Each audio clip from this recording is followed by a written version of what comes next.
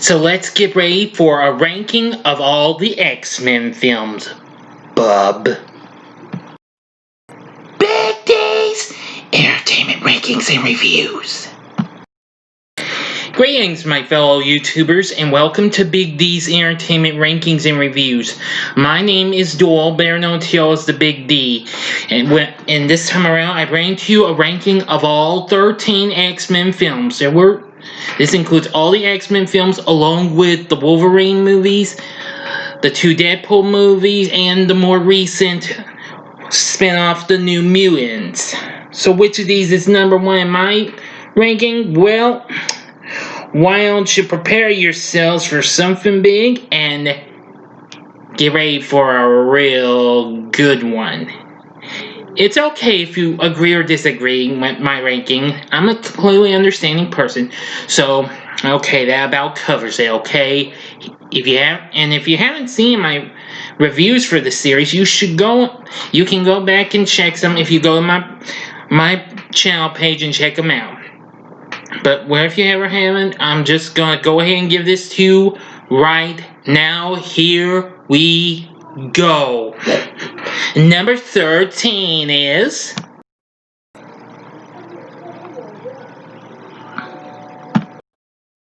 Dark Phoenix from last year in 2019.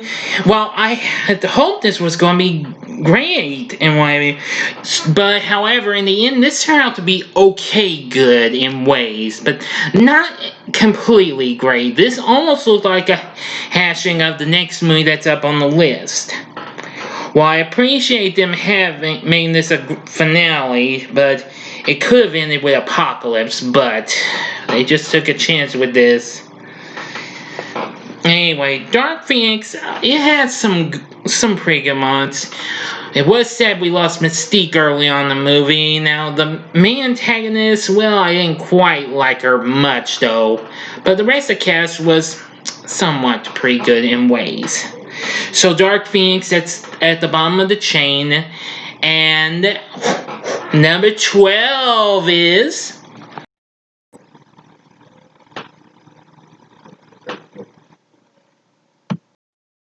X-Men The Last Stand from 2006.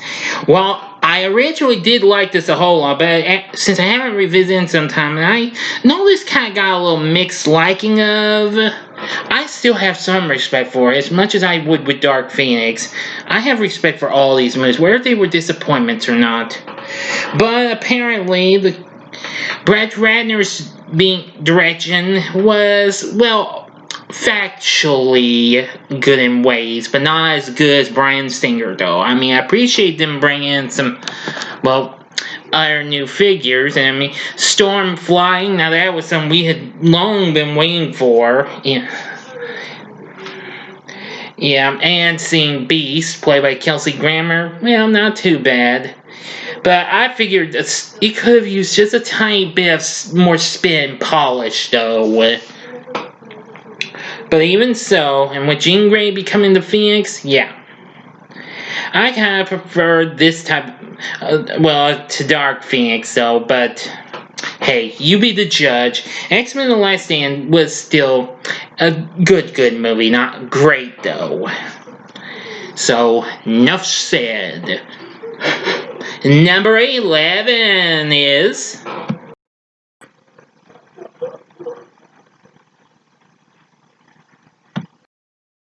X-Men Origins Wolverine from 2009. While this also kind of got mixed response, I liked it for most of the part, but well, it could have been a little bit better, even though we got to see how, well, Logan, aka whose real name was James Howlett, that's something I didn't know about until I read about it, and Sabretooth, who, well, was his half-brother, well, Victor Creed was his real name. Yeah, born a long time ago, and well, and they get teamed up with other mutants, and boy, I gotta tell you, the finale with, well, with a new improved version of Wade Wilson, aka Deadpool, played by Ryan Reynolds, before the Deadpool movies came out. wasn't too bad. But anyway, Wolverine was still pretty good. I mean, you can't go wrong with Hugh Jackman. I mean, this film is in a way a bit underrated, but still, it was a success, though. I mean, if you want some real intenseness from this, check out the X-Men Origins Wolverine Uncaged game on your PlayStation 3, Xbox 360, and PC. You'd get a lot of bloody goriness from that. But the movie is still not too bad, though. I did enjoy it, though, for some reasons. Number 10 is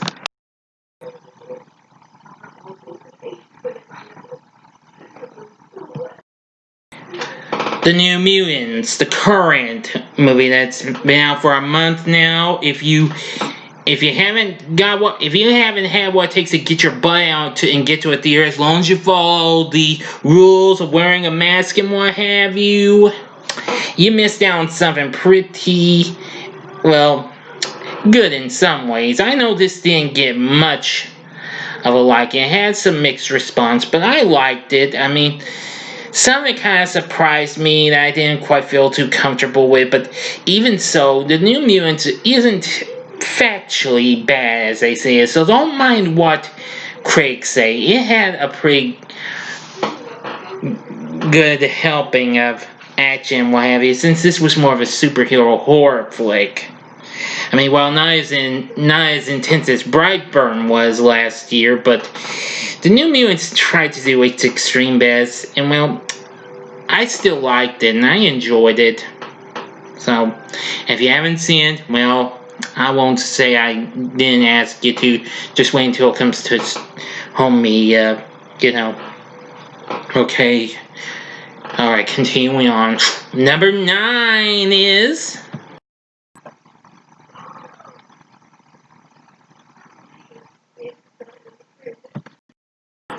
X-Men Apocalypse from 2016. I like this movie for what it is because of its atmosphere of being in the 80s and what have you. Although I wasn't really thrilled with the way Apocalypse looked. I think that could have been a little better. But the battles and what have you were pretty darn exciting and what have you. I mean, and seeing Professor Xavier going bald, of course, that was something I was in a way expecting. But I have to admit, we actually got some pretty good characters. We got young Cyclops and Jean Grey, how they got to meet. Yeah, and then young Nightcrawler. Yeah. That was real good too. It was nice to have that character back on board, even after we saw him in X2, which that's still to come on this list. Even so, X-Men Apocalypse, I'd say, was pretty good in ways. I recently revisited it on Disney Plus, since that's now playing on there. So, it was pretty good. Of course, that was the third installment of the brand new series, the recent new series. That started with First Class and so on. And more recently ended with Dark Phoenix. So anyway, Apocalypse, I think it's better than Dark Phoenix. Don't hate me for it though, but it's you don't have to. I'm sure everybody liked it more than that. Would rather watch it more than that. Yeah, but still, X-Men Apocalypse, not bad. From my point of view, anyway. Number 8 is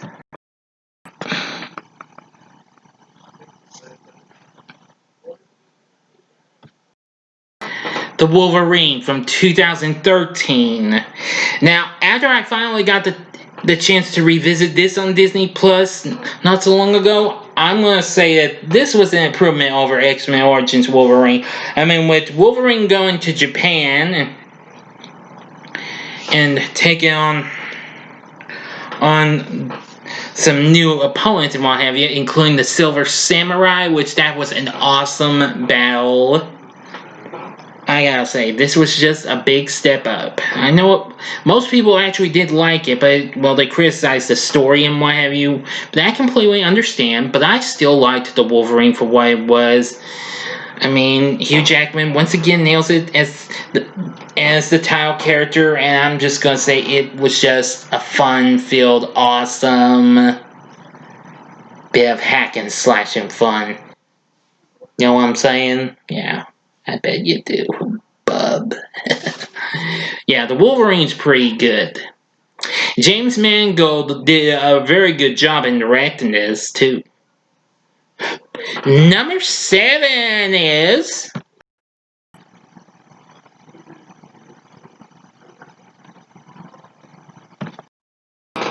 X-Men First Class from 2011.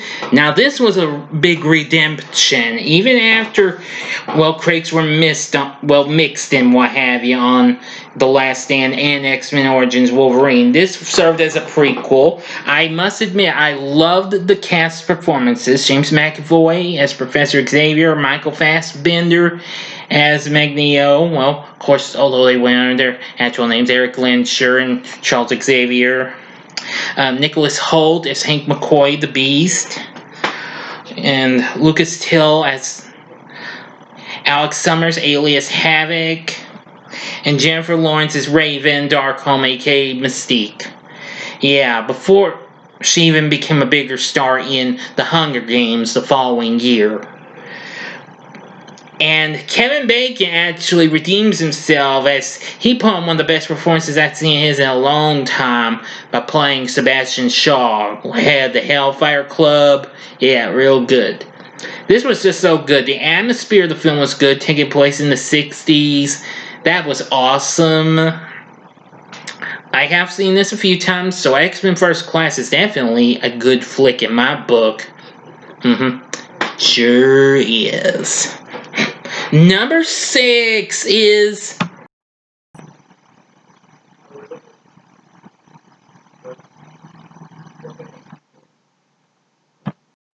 the one that started it all, X-Men from 2000. I love this movie. This is one of my favorites.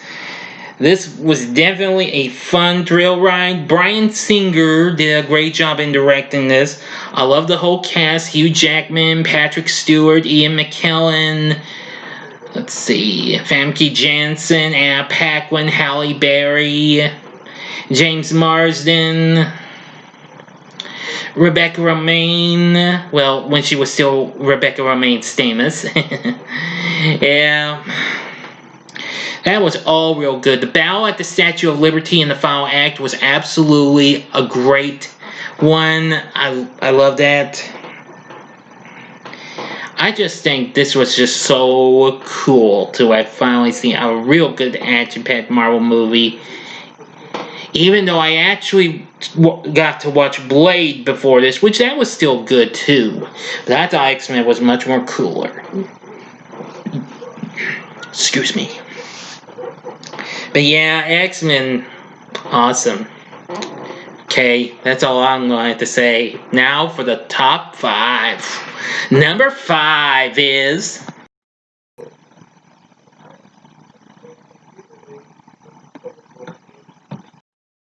X2 from 2003. This, of course, is the sequel to the one I just now talked about, X-Men. Of course, also known as X-Men 2 in other countries, and also with its subtitle, X-Men United. This was definitely an even big step up, but still just as good as its predecessor, with the addition of Alan Cumming as Kurt Wagner, aka Nightcrawler, real good. We had Kelly Hu as Lady Deathstrike. Let's see, Brian Cox as William Stryker, really good. I'm just gonna say this was just so much fun. I mean, the showdown and the escape from Alkali Lake in the end was definitely a great one. Yes, even though Jean sacrificed herself to save the whole crew, much to Cyclops' dismay, and what have, or something like that, you know. But I think X2 was definitely great, and what have you. It was just so much fun. Loved it. I do know it will be coming up on Disney Plus soon. So maybe one day I'll get a chance to revisit it. Okay? Okay. Number 4 is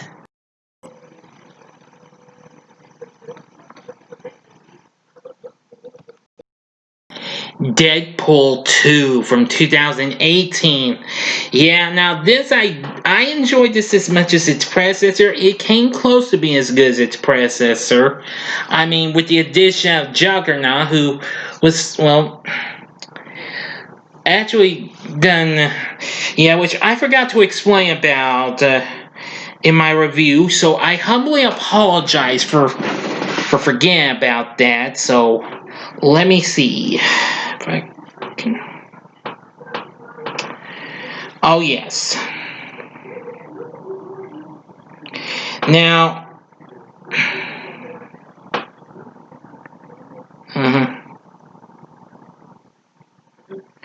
Now the character's face of the character was modeled on the director of the film, David Leitch, and while Reynolds provides the facial capture and his voice, and the latter was digitally modulated to make it deeper. Even though he didn't have many lines, he's a man of few words, but he's a man of great anger and forcefulness. However, according to Red Reese, who co-wrote the script with Ryan Reynolds. Nevertheless, I find the film to be just a fun-filled blast. It was just so awesome. Deadpool 2, I love it. While I haven't seen its PG-13 rated version, Once Upon a Deadpool, well, who knows, they may show it sometime, but, well, you never can tell. Okay, final 3. Number 3 is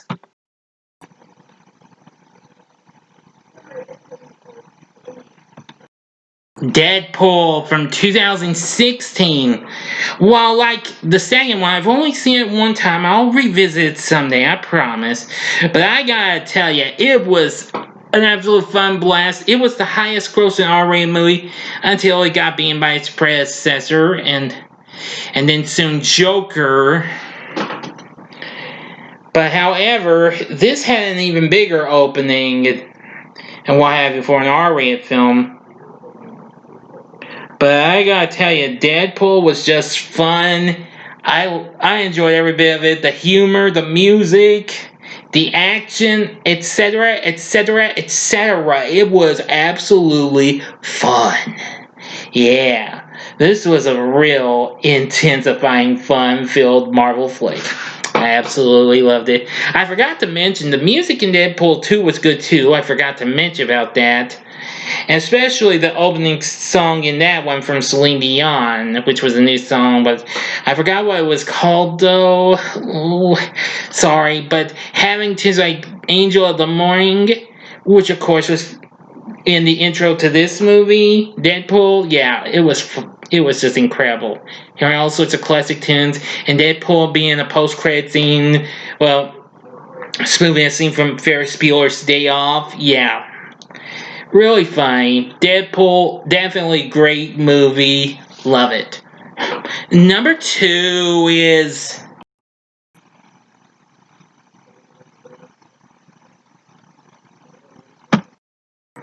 Logan from 2017. Now this one's probably going to be controversial, sorta, because I know a lot of people would probably pick this as their favorite X-Men movie, and hey, again, I'm completely understandable, okay? Thank you very much for your understanding. Anyway, but however, it's my favorite of the Wolverine trilogy overall. But anyway, Hugh Jackman once again nailed it. We had Patrick Stewart back as an aging Professor Xavier. The rest of the cast was just absolutely fun and great. It just had so much intense action and what have you.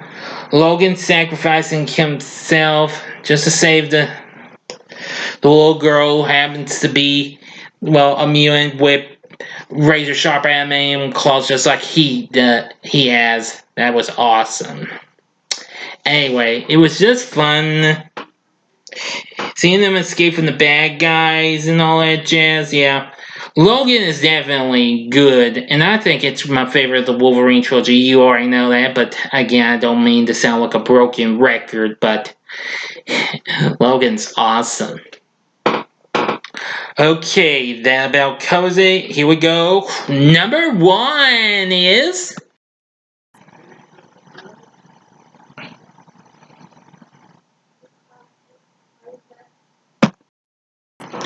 X-Men Days of Future Past from 2014. I love this movie.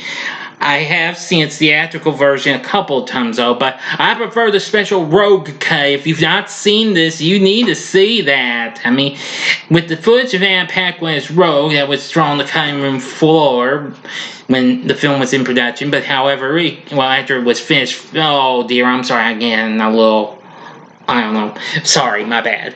But anyway, yeah. Yeah. After it had finished, after it had been finished, it just got drawn on the cutting room floor, and we only got to see a few seconds of her, and she was still credited in the theatrical cut. But however, Fox managed to put out the special Rogue cut, which I have on DVD, and I've watched it more times than the original. I love this for what it is. It's the best X-Men movie I've seen. Taking place in the 70s, awesome. The scene where they help Magneto escape with the help of Quicksilver, that was awesome. The way he does his moves and what have you, while Timing a Ball by Jim Croce's playing, that is one of my favorite scenes of this. I especially like the scene at the White House where they take on the Sentinels. Yeah, let's see. Boulevard Trask was a pretty good character played by Peter Dinklage. Yeah, and everybody in it was just so awesome. I loved X-Men Days of Future Past. It was so awesome. Then the first time we get to see the X and the Fox logo, which is now 20th Century Studios, lit up. But after we hear a little X-Men music play on the final note of the 20th Century Fox fanfare, which that kind of caught me. I was surprised to hear that. That was so awesome. Which is why I think X-Men Days of Future Past is my absolute favorite film of the whole X-Men series. So what do you think? What's your top favorite X-Men flick, or how would you rank these 13 movies? You can tell me in the comment section below. Like the video, click the like button, subscribe to my channel as well, and be a part of the Big D Nation. And join me next time when I finish Super September with the independent film Fast Color. It may not quite be a superhero movie, but it involves with someone with a supernatural power, though. Like a hero, kind of a superhero has, sort of. But I'll explain after I'm done watching it. But anyway, thanks for watching. Now, if you like this, you can see these other X-Men vids. In the upper left-hand corner is my review of Logan, which I did last week. The upper right-hand corner is my review of Deadpool, and the bottom the bottom left-hand corner is my review of Deadpool 2, which I recently did, and the bottom right-hand corner is the button you can click to subscribe. If you like rankings and reviews on movies, TV, music, video games, etc., then I'm your guy. Thanks for watching, and until next time, I'm the Big D saying, Excelsior! See ya, bub. Bye.